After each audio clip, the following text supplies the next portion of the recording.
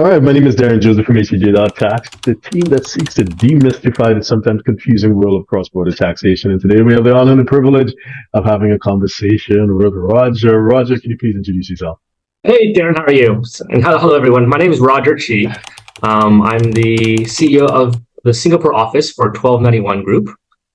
We are based in Zurich with 13 offices around the world. Zurich, Geneva, Liechtenstein, London, Panama, Bogota, Sao Paulo, Mexico City, Dubai, Hong Kong, and most importantly, here in Singapore. And generally speaking, I know I would imagine that it can get quite technical, but what will be the basic, like high-level differences when you set it up for a U.S. family as opposed to a non-U.S. family, just generally speaking?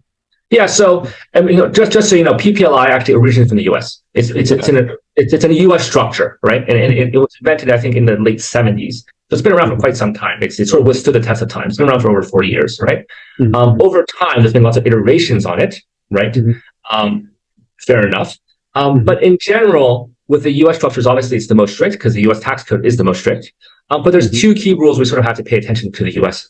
Number one, it has to be cannot be self-directed. It has to be arm's length. I cannot manage the assets myself.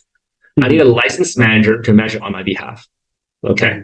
Whereas other jurisdictions, that's optional. It's ideal, but it's not necessary. That's number one.